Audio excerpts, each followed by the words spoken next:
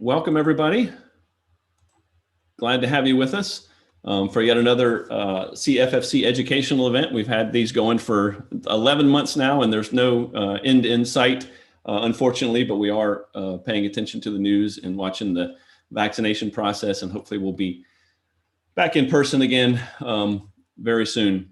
Thanks for joining us. We're live on Zoom and live streaming to YouTube as well. In just a minute, I'll introduce our very special guest. But before that, a reminder that if you're catching this event on YouTube, you can join us on Zoom for these events. To get that login info, and we'll put this link into the chat, go to our meetup group at meetup.com/CFL Freethought. You can join us there and RSVP for upcoming online events. And we are going to announce our next event when we get to the end of today's. But put those on your calendar. We're trying to do them every 2 weeks unless we have a schedule flip because of the speaker availability or a challenge. Count on it every couple of weeks. This event is part of our recurring educational events that we'll continue to have on Zoom and YouTube.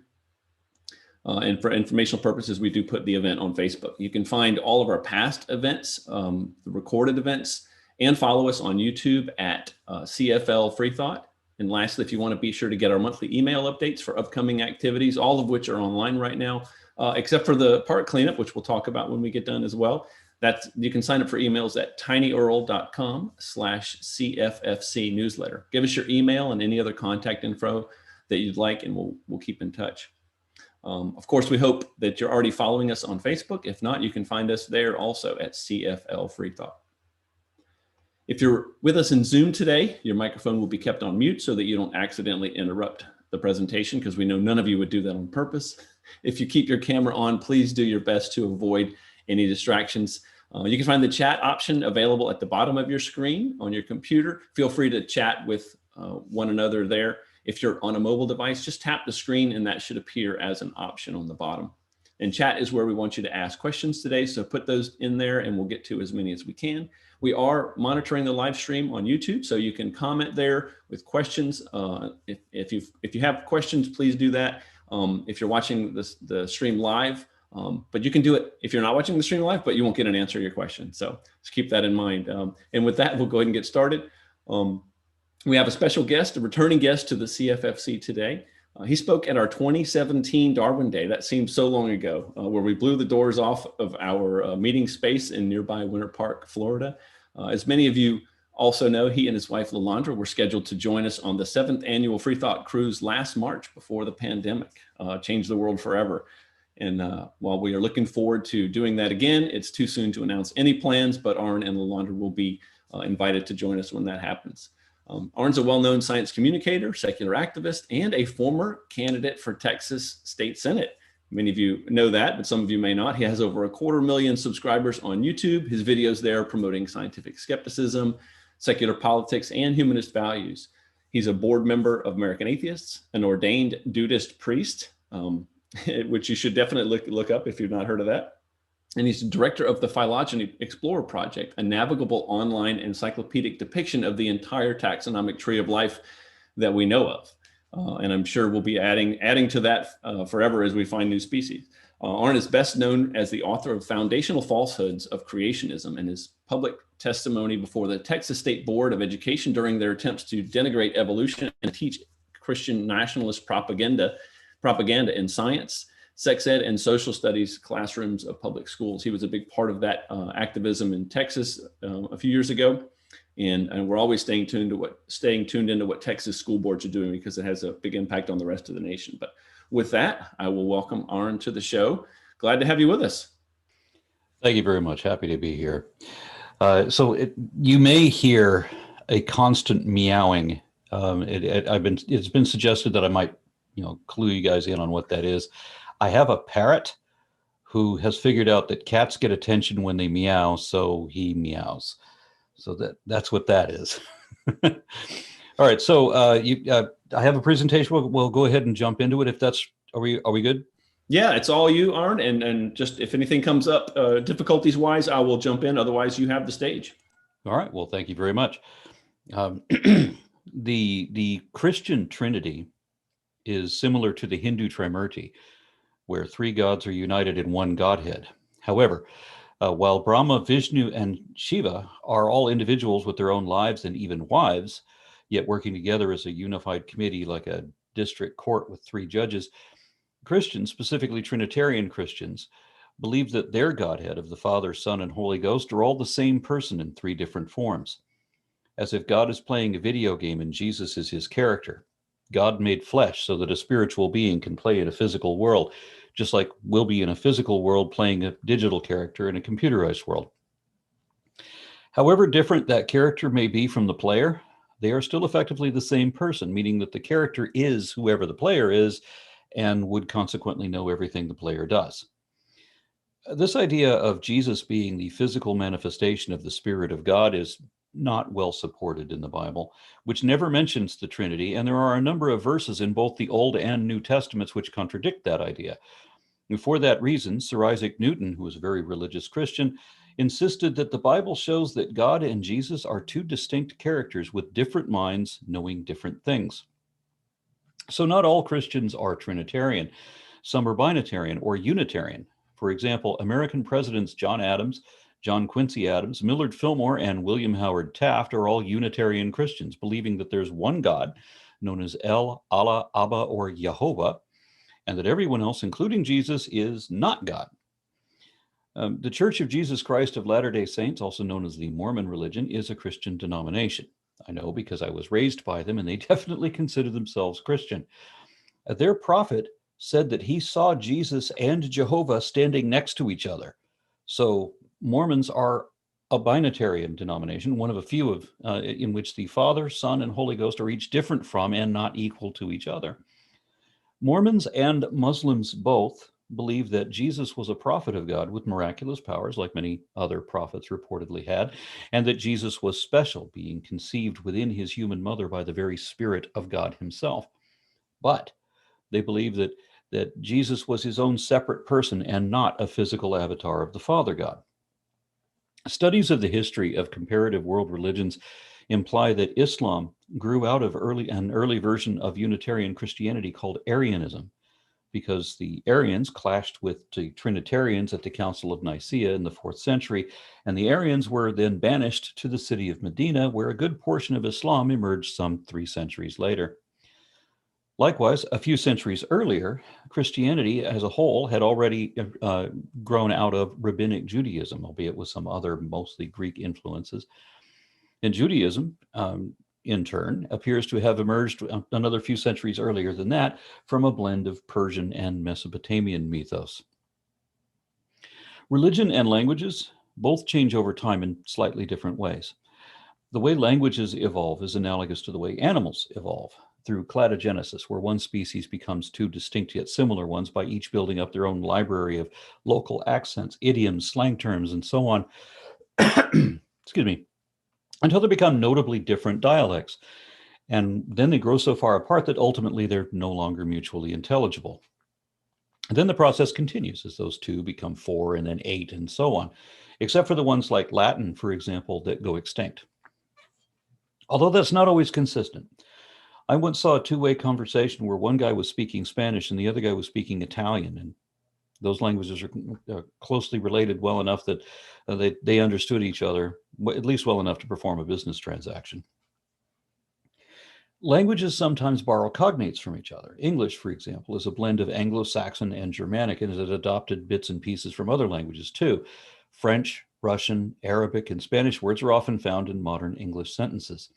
Religions do the same thing, evolving by hybridization or horizontal gene transfer, borrowing or trading tropes, rejecting this, adopting that, and incorporating this other thing too, so that any one religion might have multiple roots. The Quran has many of the same stories that are in the Bible, but they're often different, sometimes in important ways. And the way that Jews and Christians interpret the Hebrew Bible is very different. Thus, modern religions tend to worship different versions of the same God, where older religions worship entirely different gods. Hinduism, for example, is the oldest religion in continuous practice.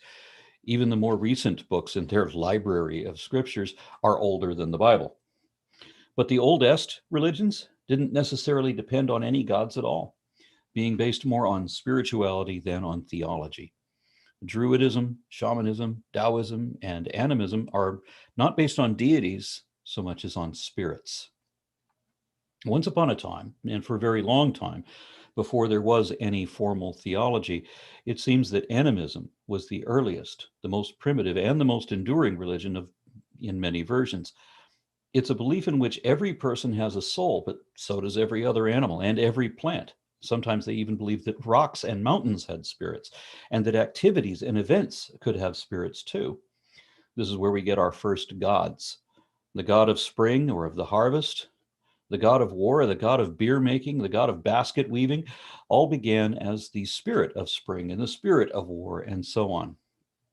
The spirits of the river and of the sea became the god of the river and the god of the sea. Then they had sex, because that's what happens as soon as gods get human form. They either cleave into women or wrestle men, because these stories are told by people. As these earliest religions evolved into maturity, the gods became one completely anthropomorphized category, and spirits became another.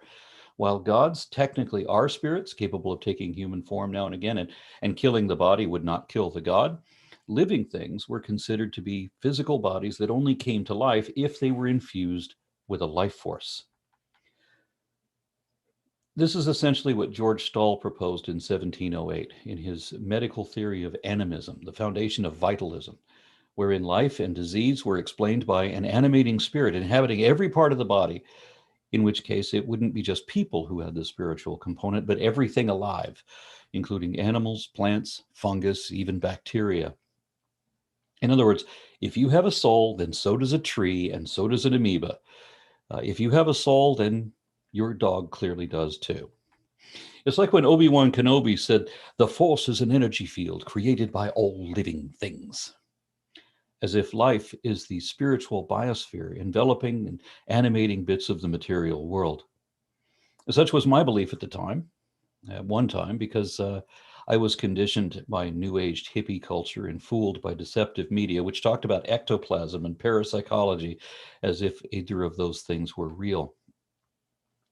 What George Stahl proposed centuries ago was that life was made alive by a vaporous fluid, and that when any living thing died, this vital fluid would evaporate out of it. Now, in most belief systems, the spiritual aspect of any organism would retain the essence of whatever it was as a residual self-image. However, I remember that when I used to believe in the spiritual life force, I thought that once anything died, that this essence would evaporate back into a sort of spiritual hydrosphere. Like, if this cup represents me and I pour it out into the well of souls, and I could immediately dip my cup back in, and I might get some of me back into the cup, but not all of me. And what I get might be mixed with some of somebody else's spirit, and maybe other spirits too, like, from moss and mosquitoes, protists, and so on. That's how I thought reincarnation worked, that it was always a new mixture for a new life. And that's why we can't clearly remember our past lives, because we are no longer that exact agent, entity, or organism anymore. George Stahl also proposed that new life forms could be spontaneously generated by this vital force as it ebbed out of once living matter. That is, old vegetables, dead bodies, and even poop decayed. The vital vapor ebbing out of them could also decay, spawning new and albeit repulsive life in the form of mice, mold, or maggots or fungus. You see, contrary to what the dictionary says, spontaneous generation was always a supernatural belief in spiritual vitalism and was never even remotely similar to the scientific concept of abiogenesis. I've written to a few dictionaries who conflate these two, asking them to correct their continued confusion, but I never get a reply. Of course, it turns out that this notion of living energy, the theory of vitalism, was disproved in 1828. There is no life force animating our bodies, and our current understanding of biology in the 21st century shows that there was never a need for such a thing. But before anyone had any idea of the obscene complexity of biochemistry at the molecular level, with the function of synapses and ATP molecules and calories and all of that, before we knew that oxygen was a thing and why we need it, simple people, thought that living things must be spiritually animated, as if bodies could be created out of clay or any other material, and whatever it was would come alive once a spiritual soul was put into it somehow. I like to imagine that some of our primitive ancestors figured out how to sculpt renderings of animals out of clay. And then after they threw a few hemp plants onto the fire pit, they sat around the fire holding their clay figures and said, wouldn't it be awesome if we could bring this to life? And then as the smoke began to take effect, someone else suggested that maybe some of the gods knew how to bring sculptures to life. And then someone else said, maybe they already have. Then a moment later, somebody else says, maybe that's where all the animals we see came from. Maybe that's where we came from. And they liked that idea so much that they would not hear any criticism from skeptics saying, yeah, well, that's just like your opinion, man. And some of the people in power back then liked that story so much that it wasn't long before you dare not question that assumption, because the tribal leader had already declared that blasphemy, heresy, and apostasy were now capital crimes worthy of the death penalty. If the law is that infidels can be killed on the word of one or two witnesses, then just as a matter of population mechanics, it won't be very long before there won't be any outspoken skeptics anymore, because everyone had better be a believer. And that's how religion spread far and wide. And consequently, modern people have inherited thousands of years of irrational thinking, and we haven't gotten any better. In fact, our brain size has actually gotten smaller. It doesn't matter that we've accumulated so much knowledge, because so few people want to tap into it to see what the truth is. Many would rather just make believe something else instead. Especially when your magic imaginary friend is the most powerful being imaginable, who can do anything, fix any problem if he wants to, and that you yourself have the power of positive thought, that you can change reality through faith, that if you could just believe hard enough as a conscious act of will, of mind over matter, then you could tell that mountain to jump into the sea and it would be in the sea. That is the promise of the power of pretend. It's not what you imagine your God can do. It's what faith lets you imagine that you can do. So you claim to know things that no one even can know, as if you can heal diseases, even if you don't understand what the cause is, and you think it's demons or humors or vapors or misaligned chakras. You can pretend that you can continue to live on forever and ever because you're a prized creation of a loving God who designed you for a very special purpose, even if that purpose is to suffer and struggle all your life, maybe for someone else's benefit and maybe for no apparent reason at all. The Lord works in delirious ways. And you can justify that by saying that your personal God has your back some other way, maybe. There's always an excuse. At least when you die and as your consciousness fades off and shuts off entirely, you want to have the opportunity to be disappointed.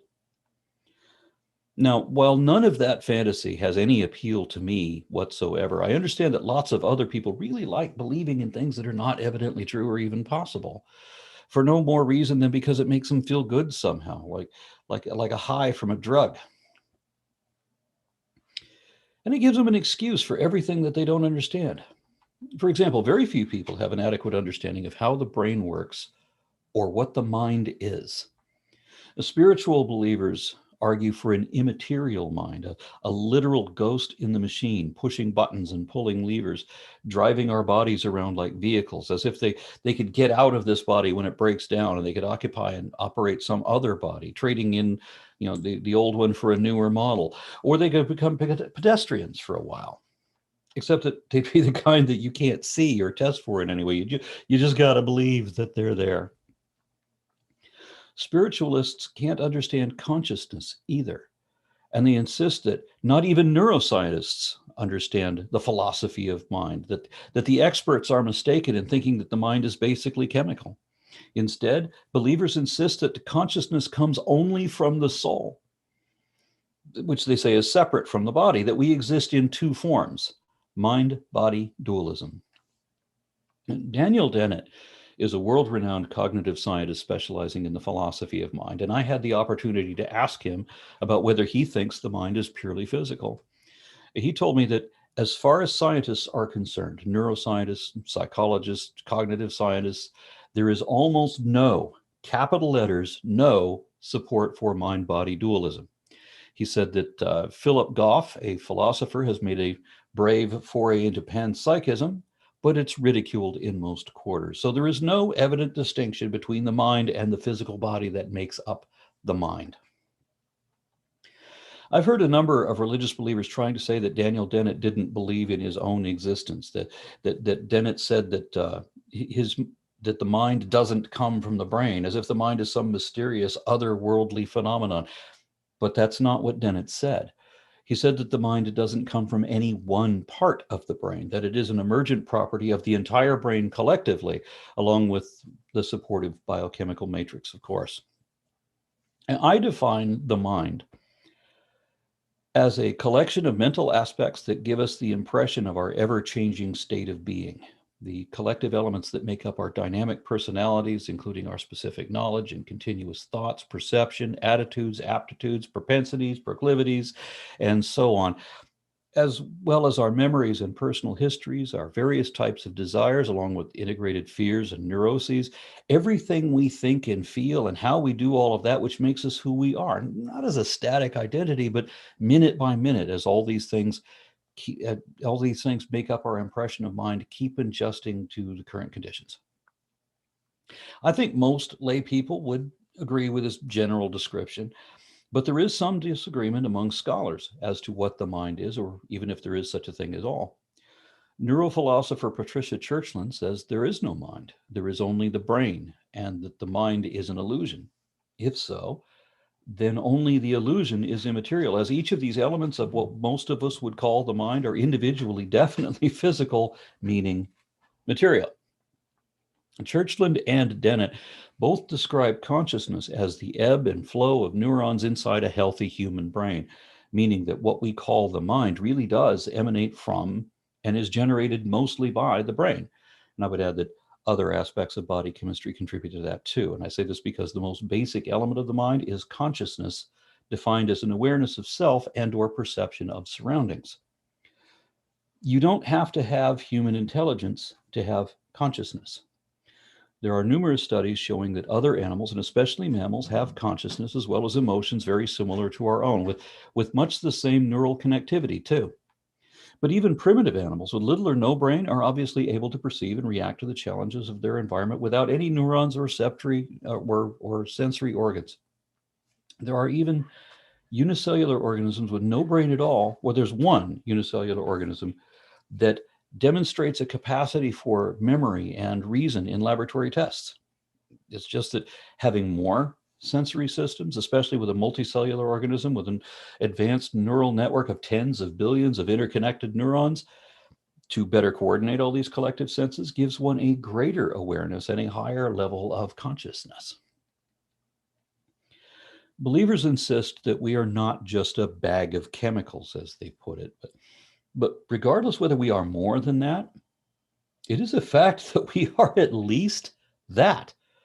Nobel laureate Francis Crick, co-discoverer of the DNA double helix, wrote the astonishing hypothesis that you, your joys, your sorrows, your memories and ambitions, your sense of personal identity and free will are in fact no more than the behavior of a vast assembly of nerve cells and their associated molecules.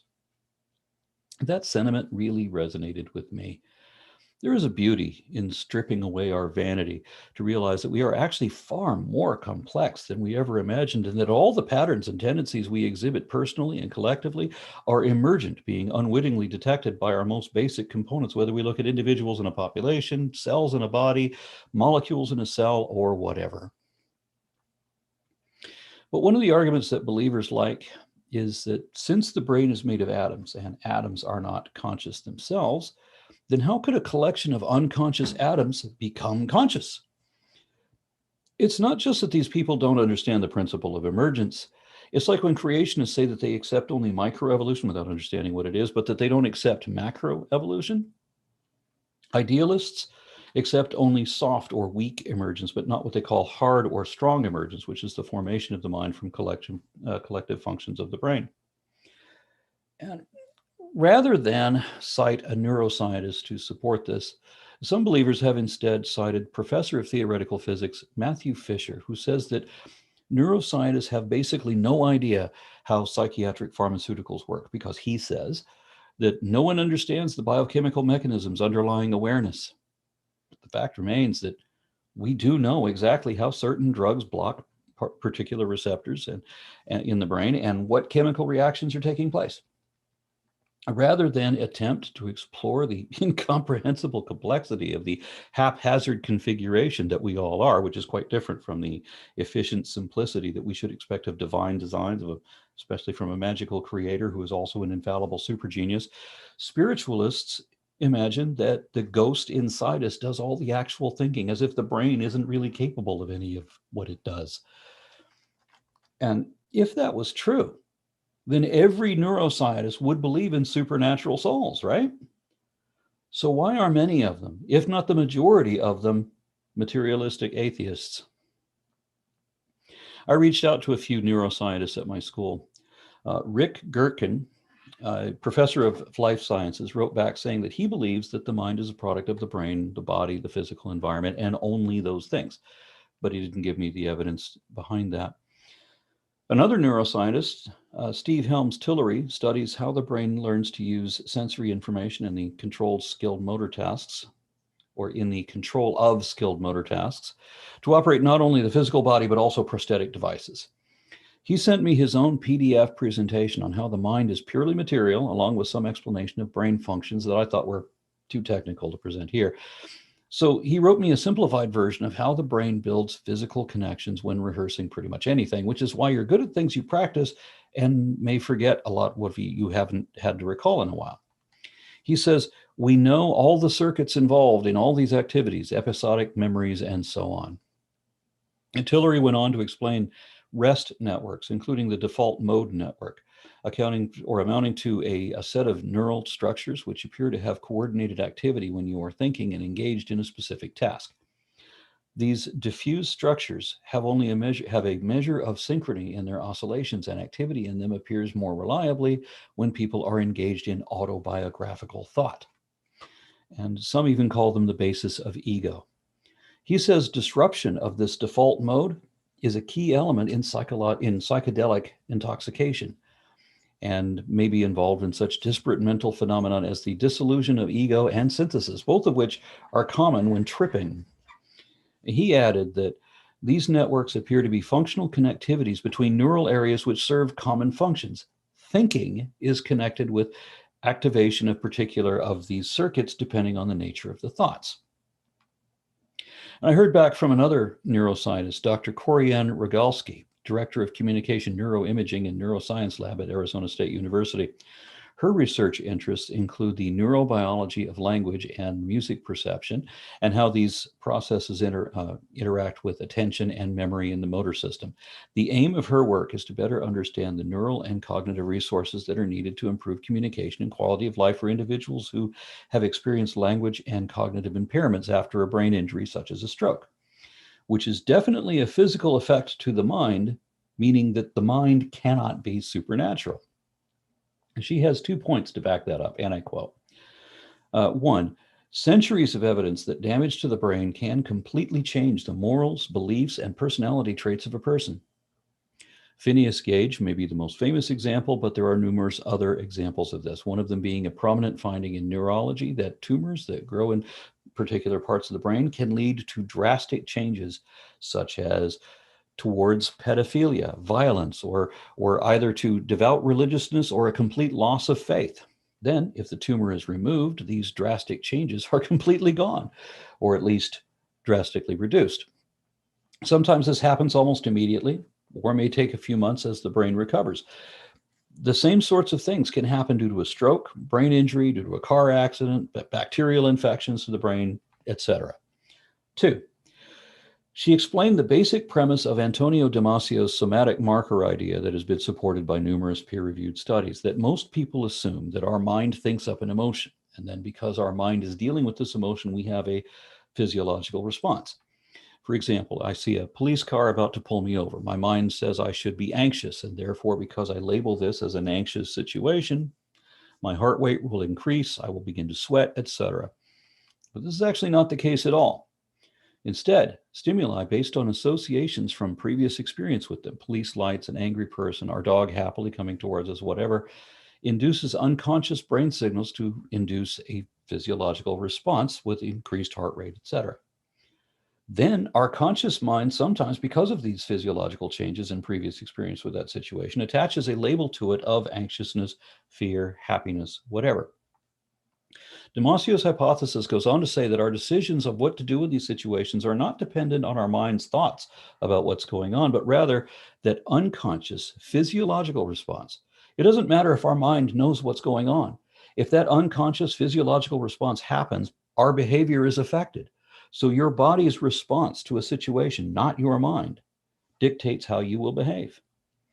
And she added that it's true that the brain is the last frontier for medicine and science, and there is a lot we still do not know about the brain and human cognition. However, we are exponentially learning more and more as computers have become exponentially faster and more powerful so that we can begin to simulate various networks of neurons. Prior to computers, we couldn't even begin to model how the brain thinks because of its complexity.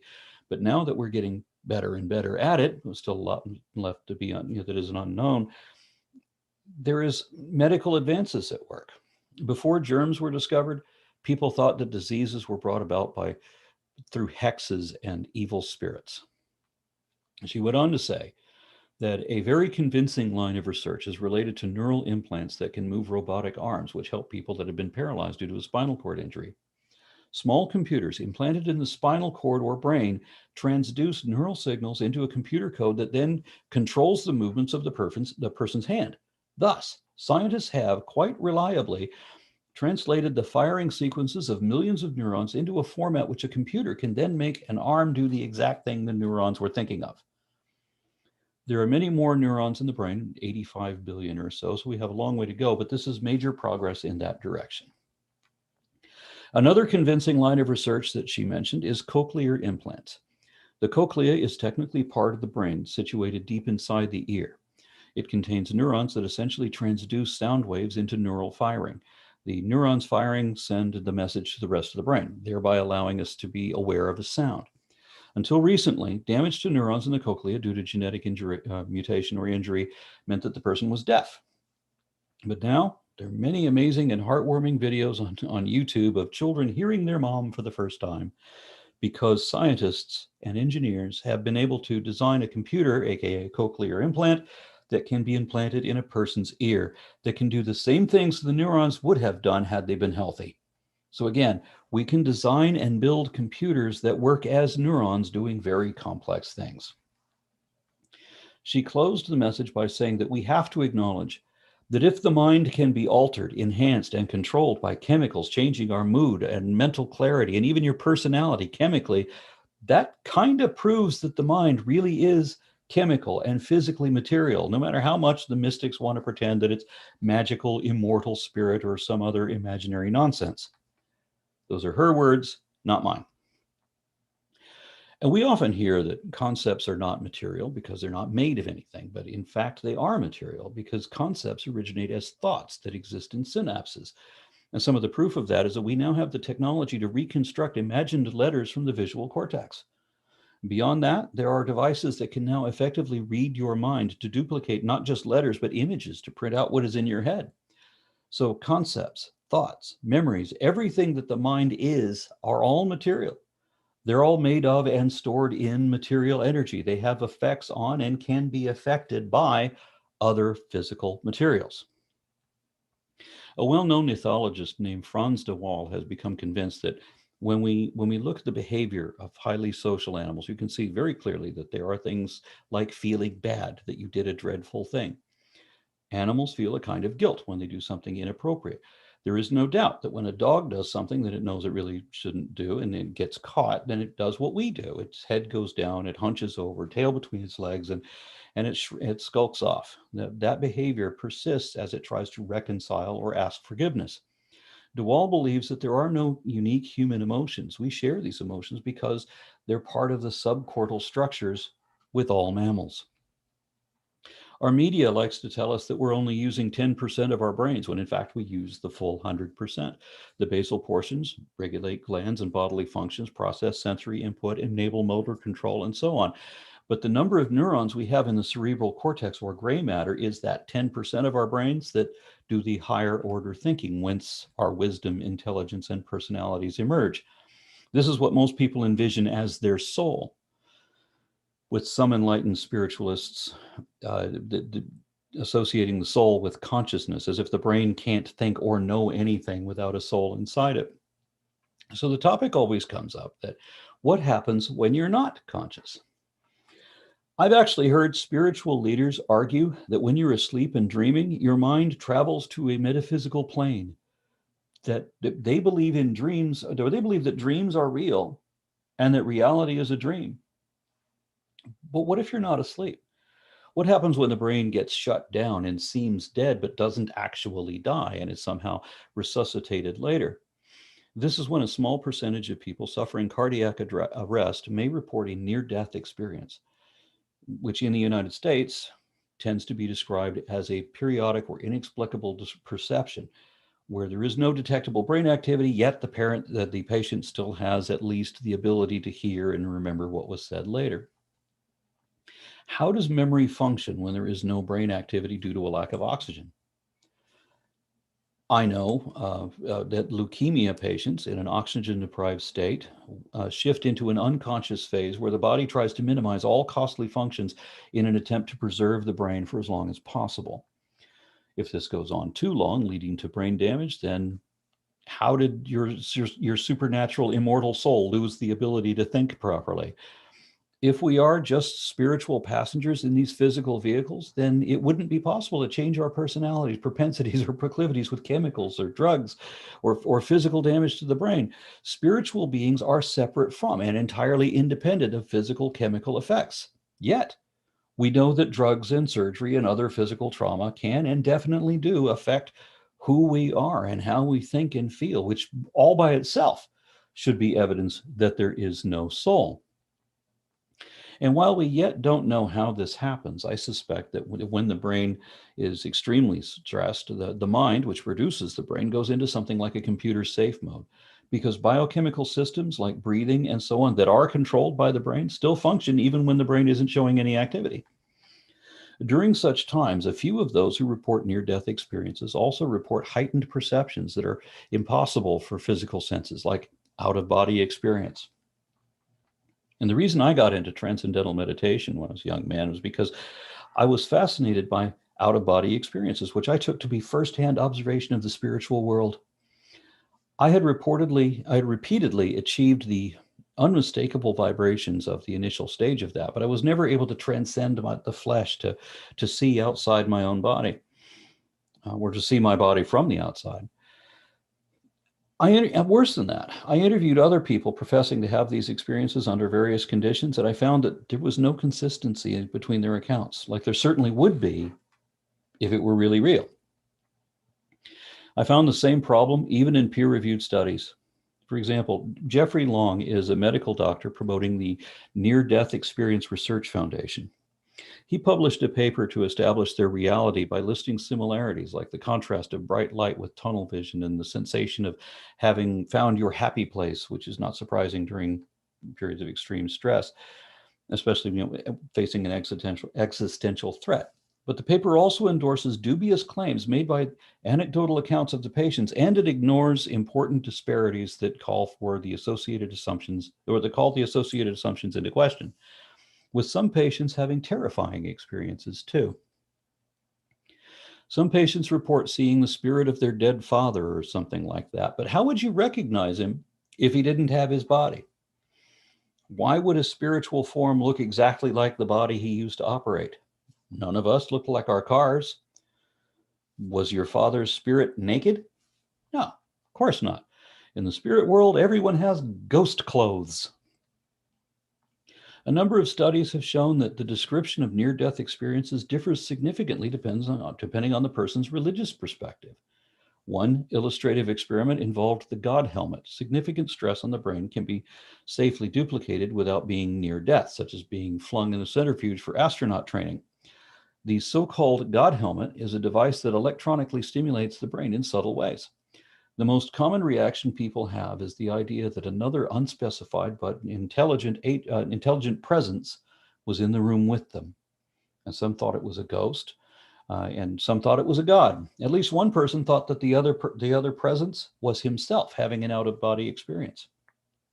Susan Blackmore, who claims to have been out of body herself in the past, says that the God helmet was a similar sensation and one of the most extraordinary experiences she'd ever had.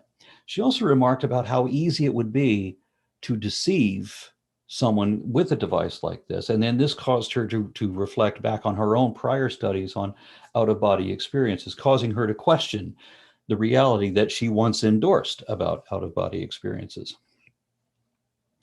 Then it was, famous atheist Richard Dawkins also tried the God helmet and remarked that he only felt slightly dizzy and quite strange, but otherwise pleasantly relaxed.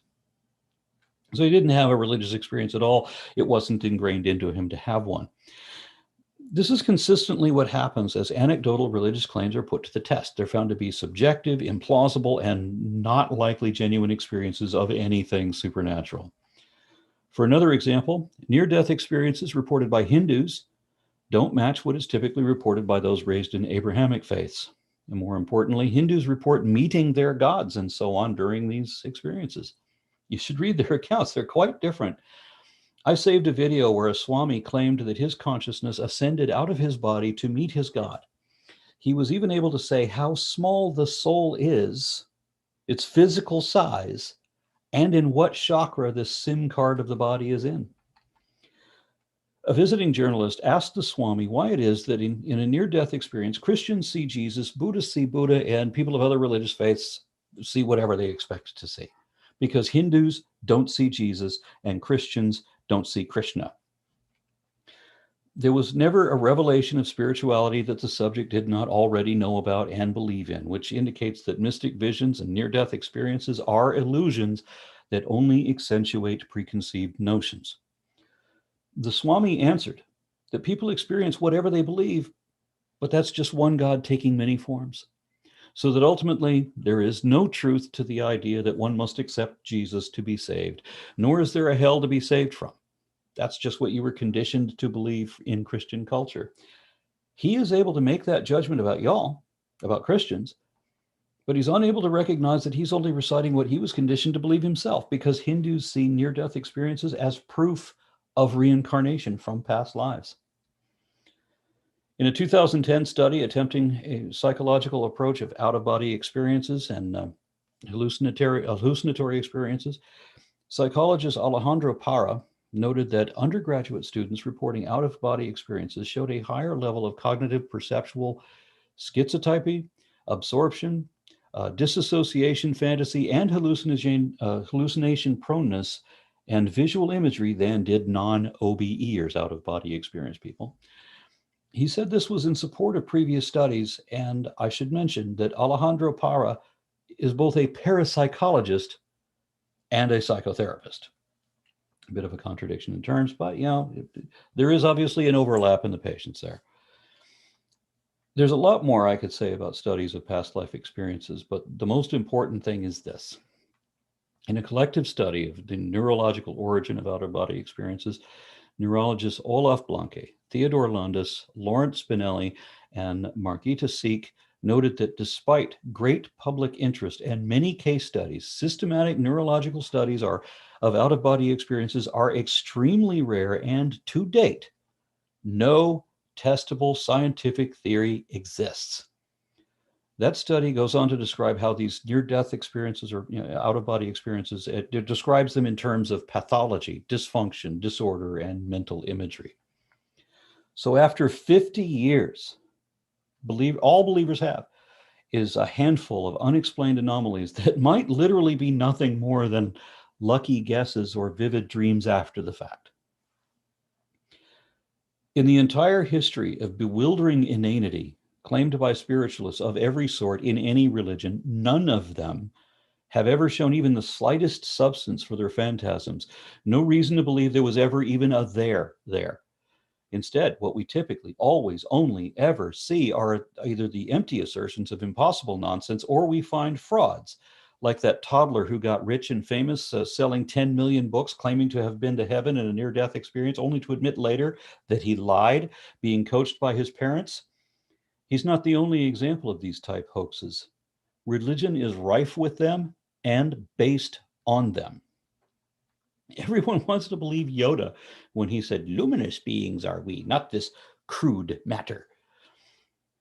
But Yoda was a Muppet. We are not in any sense separable from our physical forms. Everything that makes us who we are is what we are. We know we have these bodies, and we don't know that we have a soul, nor could we have. Astrophysicist Sean Carroll and I argued a bit about when science can say that something is possible or impossible. I gave him several absurd examples, and all he would say was that it's highly improbable. Only when it came to the soul did Carroll finally say that we know for certain that doesn't and can't happen. He supports that with a rather impressive physics equation and an explanation of quantum field theory. In summary, he says that either some ill-defined metaphysical substance not subject to known laws of physics interacts with atoms in our brains in ways that thus far have eluded every controlled experiment in the history of science, or people hallucinate when they're nearly dead. And what he's saying there is that there is no possible way to remove your mind from your body, because your body is the source of your mind. There is no theoretical or metaphysical model for how yourself, whatever that would be, could in any sense be you, not yet not be both in and of your body, not just somebody, your body. He also said that the existence of the supernatural soul would not only defy physics, but if souls existed, it would actually prove physics entirely wrong. But we know physics is not wrong. And we know that every supernatural belief ever proposed can be wrong, and apparently is wrong. All any religious believer can do is present largely irrelevant or fallacious philosophical arguments, pose a few curious conundrums, and maybe quote a few scientists out of context, but they cannot justify the unsupported assertion that there was ever anything supernatural in the sense that the mystics describe. Your life experiences have built a network of synaptic connections in your brain for everything you've learned through repetition and rehearsal and discussions and so on. These are physical formations that are literally connected to everything you know or remember. If you were to suffer a stroke, your thinking would be impaired, and you would try to rebuild those connections before you would have to rebuild those connections before you would be fluent again. And most people never fully recover. But even if you could, that still proves you were dependent on that cerebral mesh in the first place. And even if you could remove your mind and place it into somebody else's body, it wouldn't be you anymore, because your mind is not just data, and you're not just the things you know or remember. The neural pathways in that other brain would literally change your mind, forcing you to think differently. The new arms and legs would have different skills and talents from that your old body did. And that other endocrine system would alter your preferences and your emotions, making you someone else. You wouldn't even recognize yourself anymore, because you wouldn't be you anymore. You would be that other body. So how did primitive people get the idea that there were these mysterious, invisible, supernatural forces that could move things around and even animate life? Well, put yourself in the mindset of our ancient ancestors several thousand years ago. How would they have seen the world if they didn't know what we do? We feel the breeze move against our bodies all the time. Early tribes of primitive people couldn't explain the changes in the clouds or the weather that they brought, but they knew that the wind could move things and even carry things off into the sky as if held aloft by invisible hands. No one knew what smoke was, but they knew that dust devils were literally, or they thought that dust devils were literally devils, and that's where the legends of genies came from.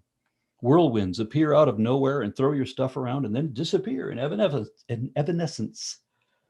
And that's how we still imagine spirits today, at least the devilish ones. And no one understood diseases either, but they figured out pretty quickly that rancid fumes or the breath of a sick person would make others sick too, because sneezing and coughing are how you spread disease. And they thought that when you sneeze, the good spirit leaves your body and an evil spirit might jump in to take its place. So that when you get sick and maybe die, well, that's why they would say bless you when you sneeze. If you're sneezing or coughing, you might spread evil spirits to someone else.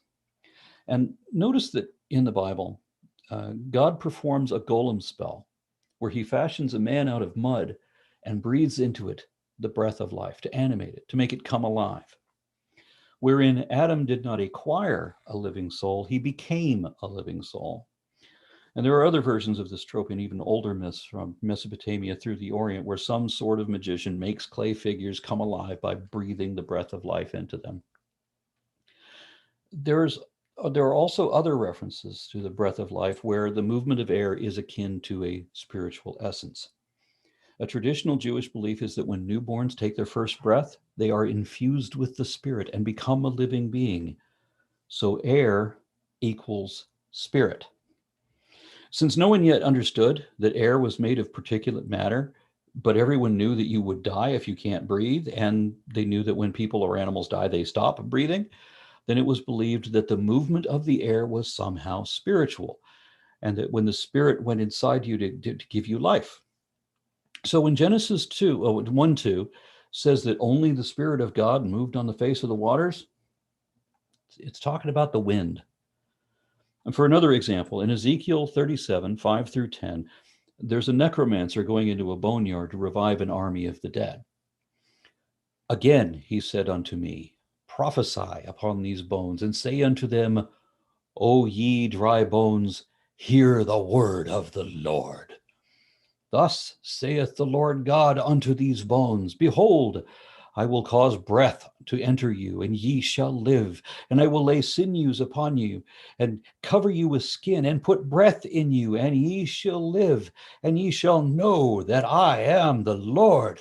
So I prophesied as I was commanded, and as I prophesied, there was a noise, and behold, a shaking, and the bones came together, bone to his bone. And when I beheld, lo, the sinews and the flesh came upon them, and the skin covered them above, but there was no breath in them. Then he said unto me, prophesy unto the wind, prophesy, son of man, and say to the wind, thus saith the Lord God, come from the four winds, O breath, and breathe unto these slain, that they may live. So I prophesied as he commanded me, and the breath came into them, and they lived, and stood up on their feet, an exceeding great army. I should point out that the four winds were the Animoi Greek gods, different from Jehovah and Jehovah, who was a volcano god, essentially. So it's surprising that Jehovah would call upon the Greek gods to assist him here. Then in Genesis 6, we have the flood, which was meant to drown everything that had the breath of life, not realizing that whales breathe too. Remember that the Bible says that whales are fish. And I've known people in the 20th century who thought that whales were fish too, and they mistook their breath for water spouts. Then Ecclesiastes 3:18-21 gives another example of how our notions of spirituality actually stem from a misunderstanding of the natural aspects of air. I said to myself concerning the sons of men, God has surely tested them in order for them to see that they are but beasts. For the fate of the sons of men and the fate of beasts is the same. As one dies, so dies the other. Indeed, they all have the same breath. And there is no advantage for man over beast, for all is vanity. All go to the same place. All came from the dust, all return to the dust. Who knows that the breath of man ascends upward, and the breath of the beast descends downward to the earth? Notice again that if we had a soul, then animals have one too. But we don't. It's just our breath, and all the rest is vanity. This is according to the New American Standard Bible. The New Revised Standard Version, the American Standard Version, or the American Version, and the King James Version all replace the word breath with spirit. Likewise, if you compare Luke 23:46 in the New American Standard Version or the New Revised Standard Versions of the Bible with the King James or the American Standard Version, you'll see again that breathed his last means the same thing as gave up the ghost. In the story where Jesus commits his spirit to God or gives up the ghost, he breathes his last. In each case, they're making clear the breath of life is spirit. This translation eloquently illustrates the gaseous origin of man's belief in his own soul. All of that is literally nothing but hot air.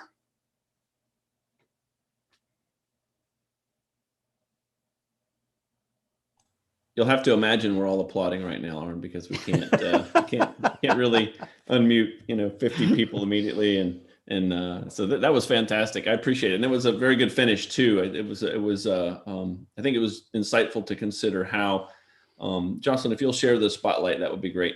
It'd be awesome.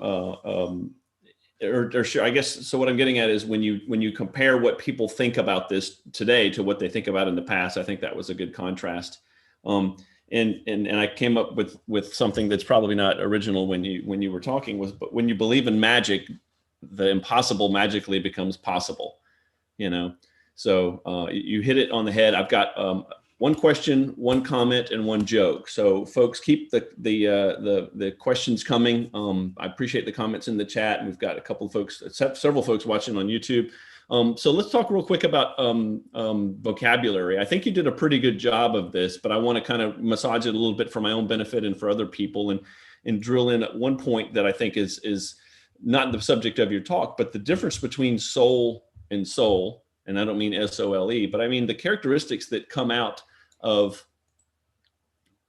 the conversation about what a soul is leads people to think that the soul is what causes us to be unique or special or different, right? So it's when someone says this person has this type of soul or that kind of soul, I think what they're doing is they're saying, or assuming that deep down the soul is what makes us the way we are, and that is the soul that we're talking about here, which is the magic that doesn't exist in our bodies that causes us to be unique, is that which distributes these characteristics that we refer to as soul sometimes. But what you're talking about, and I think what most of us here are talking about, is the magical thing that doesn't exist that people attribute to a continued life after death, right? I mean, there's several reasons that you provided for it, and I think that's great.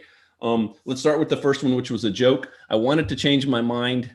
You were talking early on about thinking. I wanted to change my mind, but then I decided not to, so I did. So that was pretty good from Victor. And I want to talk about transhumanism. If someone has a specific question about transhumanism, I would appreciate it, because you touched on that a little bit indirectly. But from Alex, the Space Ace, a regular attendee here and in our meetups, thanks, Alex. Do the effects of certain substances on consciousness, not just alcohol and cannabis, but also stuff like antidepressants, do they count as evidence that consciousness is chemical reaction to the brain? Well, that is actually what one of the neuroscientists directly told me. Yeah, and it's clear that if you have a stroke and suddenly now you can't figure out what numbers are. I know somebody who's had a number of strokes and he can write numbers, but he can't say them.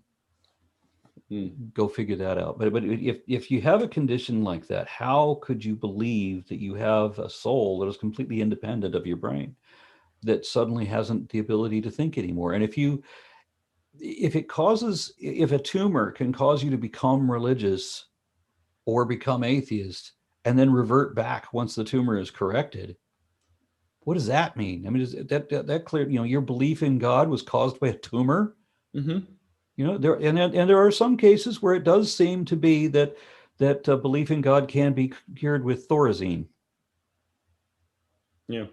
And it's interesting. So if it is in fact true, or it is in fact true that those things can cause the things that people attribute to the magic. So either both are true, that magically this is true, and also chemically we can cause it to happen, or electrochemically in the brain.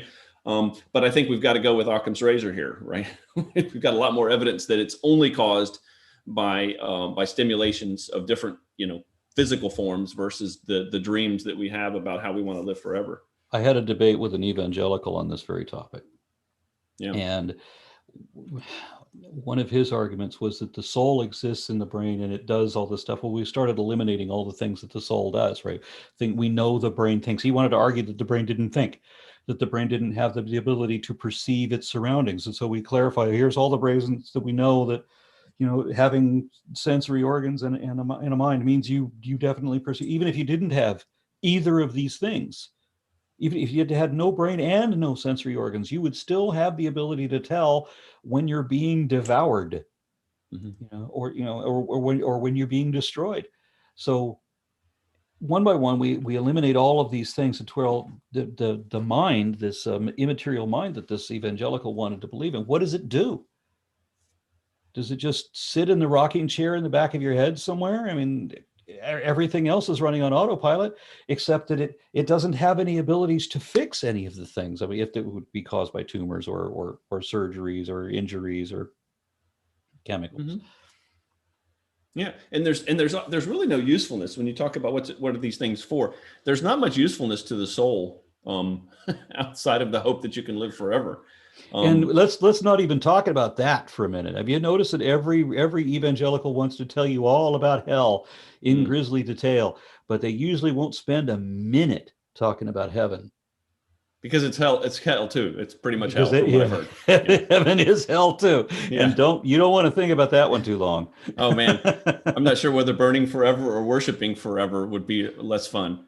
Yeah, well, I always equate that to that episode, or that one episode of The Twilight Zone, where you have the little kid that can think things into the cornfield.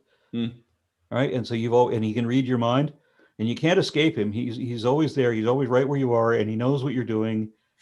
And you better be thinking good thoughts, and you better praise him no matter what horrible thing he did, or else he'll do something. Now imagine spending 11 gazillion years with that kid. Yeah. It sounds like eternal chattel slavery is pretty much what it is. Exactly. Yeah. So transhumanism, let's touch on that. But first, a comment from YouTube. Hopefully your heat is back on, so your beardy is warm again. We talked about that before. You want to give us a quick a Texas update with how things are going for you personally and your family? Yeah, it's strange that we had no winter at all until a week ago. I mean, I think one time our temperature dipped into the high 30s, one time in the whole winter. It was so warm that I was actually thinking about just taking the doors and roof off my Jeep. Now, I mean, why wait, right?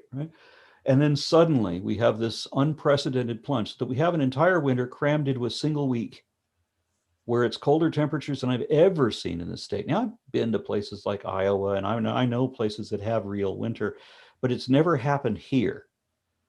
And so it was strange to see that none of our systems were set up for this, even when they knew that they should have prepared for it. They just pocket the profit instead of, and claim that they can't update our power grid because they lacked financial incentives.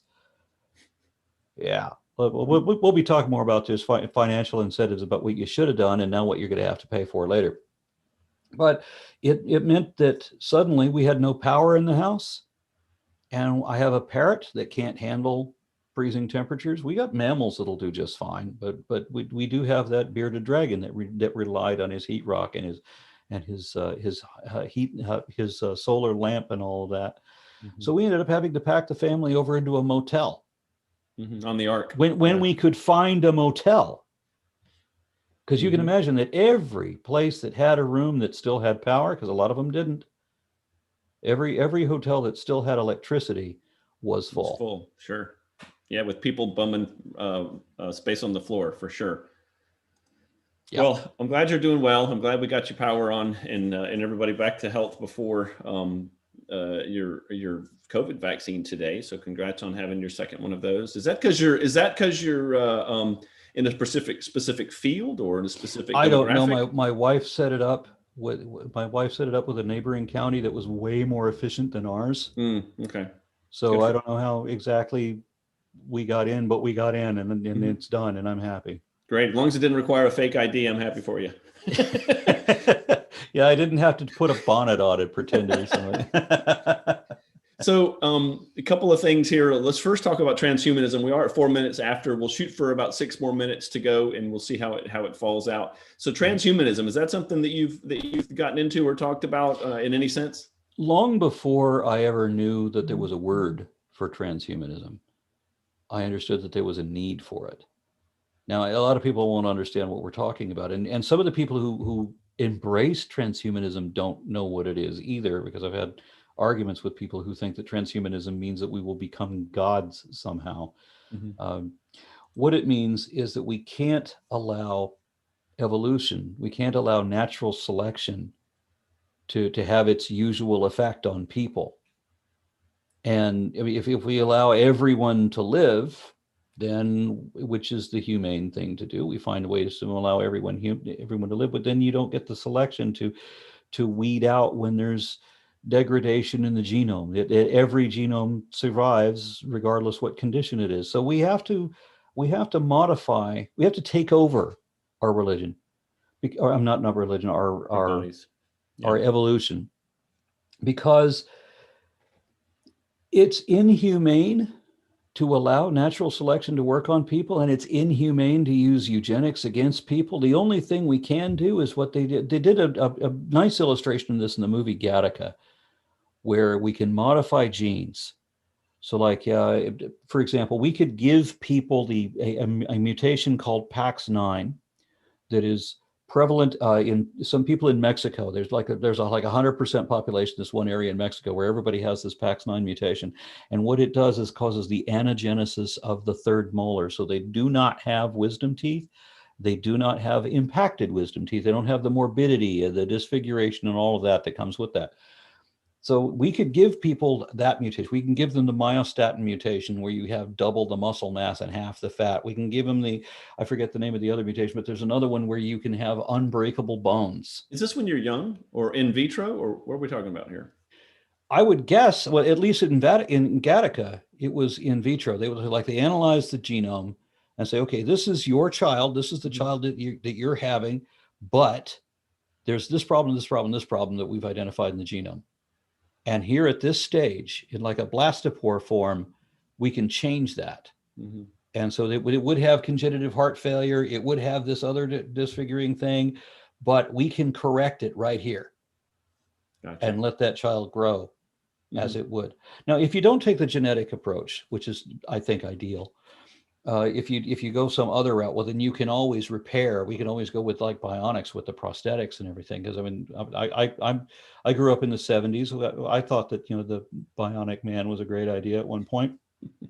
And there are some cool things we can do with that when it's an injury, and you can't genetically repair it like that. That's a great idea. There's a lot of things that we can do, like the cochlear implants that I mentioned a little bit ago. I'm all for transhumanism, being that we take care of our own in the most humane way possible so that everybody gets to live in fairness. Yeah. So transhumanism has a lot of aspects to it. And I encourage folks who don't know what that is or think they know what it is to look into it a little bit more if you're curious and have time or interest. Last one here. I'm going to read what I have on the screen. There's a connection between the belief in the soul and abortion rights. Not coincidentally. Not sure what the question is here, but it's an engaging topic, the political implications of the soul. Maybe I'm assuming too much there. Did you? Maybe I should have mentioned that too, because when we did cloning, there was people for religious reasons, they got all up in arms about cloning people. Why we can't clone people? Because the argument was that you would either have only one of those people would have a soul, or those, two people, we have clone one from another, and they would each have a portion of a soul, a fraction of their soul. What, the soul isn't part of the clone? I don't understand. Yeah, how would that happen? Well, of course, the thing is, there's no damn soul. That's the answer that was most likely. Yeah, exactly. Awesome. All right. Well, listen. So I just I want to encourage you to look into more of what Aron's done. He's been doing this for probably as long as YouTube's been popular. So take a look at his talks and his channel. Make sure you subscribe and like him. We'll get him back to Florida again soon, hopefully sooner rather than later. But we love it when you come and hang out with us, Aron. You're a wonderful guest, and we look forward to throwing back a few next time you're around. So thanks for making some time for us this Sunday, and we'll talk soon, okay? Looking forward to that too. Thank you very much. So before we let everyone else go, want to let you know that we're excited to announce our next event in 2 weeks. Let's see. Here we go. So we just scheduled this earlier today and finally confirmed it. We'll have a presentation by the Foundation Beyond Belief. So you may have recently seen their request for donations in Texas. They've been doing this for years. I think that the organization's over 10 years old now. But they're working to help homeless Texans and others who are suffering due to cold weather, the water shortages and food shortages that have been a result of the utility outages that Aron was talking about. The Beyond Belief Network is a collective of over 125 humanist, atheist, and other non-theistic organizations. The Central Florida Freethought community is one of those, putting humanism into action. They administer humanist disaster recovery teams and financial resources. provide grants for humanist groups and activities, and coordinate humanist volunteer groups and events. They'll be joining us to share with us what they do and how they do it. We don't have a name yet. We have a points of contact, and we've got a couple of ideas, but they're trying to find the best person to talk to us. But we do have some folks in Florida, including in Central Florida, that are tied closely with this, but they want to find the right person to do that presentation. So we'll get you a name soon, but that'll be a great conversation in 2 weeks. For more information in the meantime on how you can support that current fundraiser, or to read about Foundation Beyond Belief, go to foundationbeyondbelief.org. Of course, for now, we'll continue to do online social events, including the Freethought cafes, secular women's events, and Zoom meetings. All these are online, so you can join us from anywhere you have an internet connection or mobile data. I don't think they have that on Mars yet, but it will be there soon. We are restarting our park cleanups, which we did today. We had 8 people showed up, and it was fantastic. We had donuts and coffee, and we had socially distant socializing, and we had park cleanup, and it wasn't as bad as we thought it would be after many months of not being there. So look for that to come back to Orange County soon, but the one we did today, and we'll try to do monthly, is Kewaunee Park in Seminole County in Castleberry. So to find out how to join us, we'll put some links into the chat here. On Meetup at meetup.com/CFL Freethought. If you need help connecting, you can reach out to us and let us know. The email for the organization is info@cflfreethought.org. And again, if you want upcoming activity emails, sign up at tinyurl.com or tinyurl.com, however you say it, /CFFC newsletter. With that, we'll let you get back to your weekend. Until we see you again, stay warm, stay safe, and we'll see you soon. Bye for now.